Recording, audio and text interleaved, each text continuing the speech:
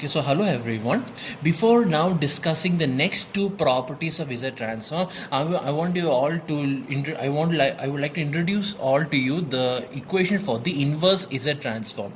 We haven't discussed about the inverse Z transform formula in the previous videos because we actually didn't require this inverse equation. This equation we are actually using only when we are only when we are applying the derivation of the next two properties. Okay, even for when you are finding the inverse Z transform also, we don't usually apply this formula. Okay, so now we'll just check what this formula is all about. All right, this formula, what it means, this is the equation, the inverse of Z transform. Okay, this equation actually represents the inverse of Z transform. That is, x of n is equal to Z inverse of x of Z. That is this equation that you see here.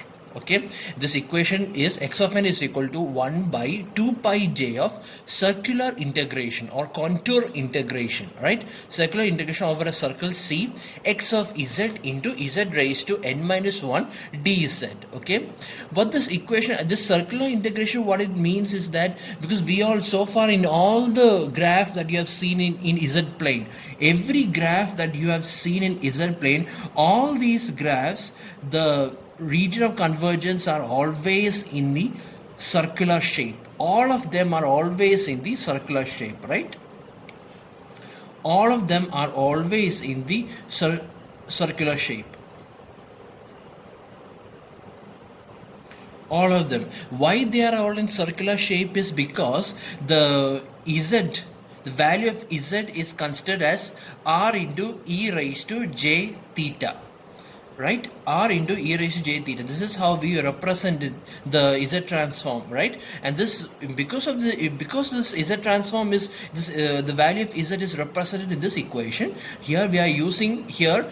This r represents the radius of the circle. Or in other words, the magnitude of this z is nothing but r, or this is nothing but the radius of the circle. So since we are using this equation, the shape of all the shape of all the graph in the z plane will be circular in shape.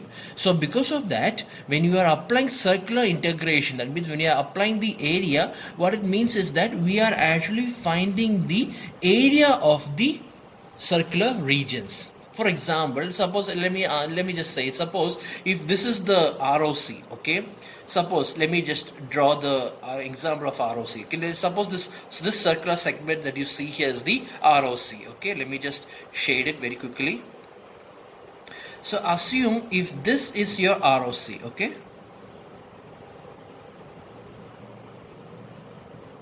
if this is your ROC, then what this circular integration actually means is that you are going to find the area, you are going to cover the area of the circle we are going to cover the area of this region in a circular direction. That is the meaning of this circular integration. That means let this red line be the arrow mark, okay, and this red line, if you are to cover this area, then this red line will move in this direction in a circular region, so that it will cover the entire region, so that it will add all the points in this area in a circular direction.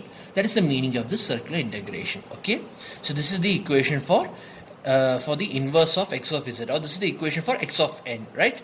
So that is 1 by 2 pi j circular integration of c x of z into z raised to n minus 1 dz. We only apply this equation for the next two properties which I am going to discuss. Other than that, we don't actually use this equation. Even for the university exams also, we don't apply this equation directly. We never use this equation for any other case other than for these two properties. Even when finding the inverse Z transform also, we are still applying the partial fraction method that we have studied earlier. So there also we don't actually need this equation. Okay, so for these two properties, for next two properties which I'm about to discuss, we need this equation. Okay, so the first property that we are going to discuss today is complex convolution property. Okay, this property states that if x1 of z is equal to z transform of x1 of n, and x2 of z is equal to z transform of x2 of n, and also let another signal x3 of n, all right, x3 of n is nothing but the x3 of n is nothing but the multiplication of x1 of n and x2 of n, right? x1 of n into x2 of n is x3 of n. That is, this x3 of n is nothing but the multiplication of these two time varying signals, alright? In that case, then the z transform of x3 of n, then the z transform of this x3 of n, that is x3 of z, is nothing but 1 by 2 pi j circular integration of x1 of v into x2 of z by v inverse dv, where v is also a complex frequency like z. Okay, so this is the equation, right? This is what called as a complex convolution property. Okay, so let's look at this property. Let's look at the proof. We know that the z transform of x3 of n, that is x3 of z, is nothing but the z transform of x3 of n, which is nothing but sigma n is equal to minus infinity to plus infinity x3 of n into z raised to minus n, right? So now we know what is x3 of n. x3 of n is nothing but x1 of n into x2 of n. So I'm going to substitute that over here. So this will become sigma n is equal to minus infinity to plus infinity x1 of n into x2 of n into z raised to minus n, and I mark this as equation 1. Okay, also I previously, just like I said, this I know the equation of the inverse of x1 of n that we have discussed before. That is, x1 of n is 1 by 2 pi j circular integration of x1 of v into v raised to n minus 1 dv. Right? This basically we can use any complex frequency. So here the frequency that I have chosen here is v, right? Instead of z I have chosen v, and I mark this as equation number 2. Then what I do is that I substitute this equation, the equation for x1 of n over here. Okay, I substitute equation 2 in equation 1. So if I substitute like that, we get x3 of z is equal to sigma n is equal to minus infinity and plus infinity, and instead of writing x1 of n, I write this entire equation, that is 1 by 2 pi j circular integration of x1 of v raised to n minus 1 dv into x2 of n into z raised to minus n. Okay, then what I'm going to do is that I'm going to rearrange this circular integration and this sigma that you see here. Okay, so in that case, what I'm going to do is that basically this is a summation with respect to the values of n, right? And if you look over here, there is no n over here, there is no n over here, but there is n starting from here, right? From v raised to n minus 1. dv also there is no dv, so v raised to n minus 1, x2 of n is, so the values of n starts from here. So what I'm going to do is I'm going to put the sigma over here, and I'm going to take this term outside the sigma. So this equation becomes 1 by 2 pi j circular integration of x1 of v sigma n is equal to minus infinity to plus infinity x2 of n z raised to minus n v raised to n minus 1 dv. Okay, so then what I'm going to do is that I'm going to split the terms of v raised to n minus 1. Okay, I'm going to split this term, right? So that I can make a function over here with the power of minus n.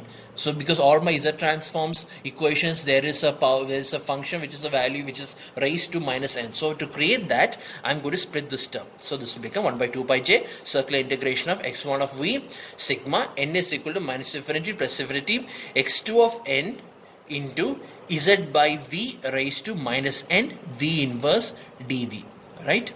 So this is nothing but, this is an z transform, right? This basically is an z transform of the function of z by v. Yes, that is, this is nothing but x of z by v. Here is x2 of n. So x2 of z by v, right? This is nothing but x2 of z by v. So we get x3 of z is equal to 1 by 2 pi j circular integration of x1 of v, x2 of z by v, v inverse dv. Okay, so this is called as the complex convolution property. Okay, so like I said before, the equation for z transform, right? The equation for z transform is used only for this property and also for the next property which I'm going to discuss, that's the Parseval's equation. Okay, so let's discuss that also. Parseval's equation. So the Parseval's theorem states that we are going to first consider that there are two complex signals, x1 of n and x2 of n. Then the Parseval equation states that sigma n is equal to minus infinity to plus infinity x1 of n, which is the signal itself, and the other signal's conjugate, x2 of n star, is equal to 1 by 2 pi j circular integration of x1 of v into x2 star of 1 by v star, v inverse dv. Okay, so let's look at this equation. Here also, just like before, we are going to assume that another signal y of n, where y of n is nothing but the multiplication of x1 of n and x2 star of n. Okay, then what I'm going to do is I'm going to find the z transform of y of n. That is, y of z is equal to sigma n is equal to minus infinity to plus infinity y of n z raised to minus n, and then I'm going to substitute this equation over here.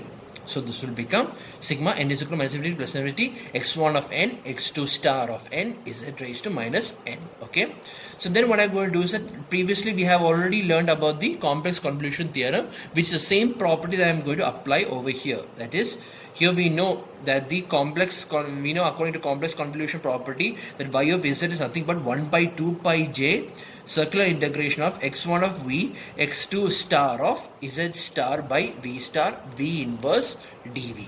Okay, so in this Parseval equation, we are actually representing it to understand the energy of the signal, right? The significance of the energy of the signal. So this is one way of finding the energy of the signal. That is, we take the signal and we take the complex conjugate of the signal and we multiply it. So basically, in order to do that, we can only do that if the frequency that we are assuming has to be unity, right? We make the unit frequency as 1. So that is why here we are limiting the value of z to 1. Right? That means, in order to understand Parseval's equation, we are assuming that the region of convergence, or the graph over here, the region of convergence of this z transform is a unit circle. So in order to make it a unit circle, we make the radius is equal to 1. Or radius is equal to 1 means then the magnitude of z is equal to 1. Or in other words, z is equal to 1. Okay, so when I apply z is equal to 1, what happens? If I apply z is equal to 1 over here, what happens? Here, if it is 1, then this becomes 1 raised to minus n, right? This becomes 1 raised to, y of 1 is nothing but sigma n is equal to minus infinity plus infinity x1 of n into x2 star of n, 1 raised to minus n, alright? And here also, this z star becomes 1, z star by v star becomes 1 by v star. So this, in other words, if I'm putting z is equal to 1, then this equation becomes, the previous equation becomes sigma n is equal to minus infinity plus infinity x1 of n into x2 star of n into 1 raised to minus n. Instead of z, it becomes 1 raised to minus n. Also, the other equation also, here instead of z star by v star, it becomes 1 by v star. Okay, so then what I'm going to do is that I'm going to substitute equation 1 in equation 2. Okay, substituting that, then what happens?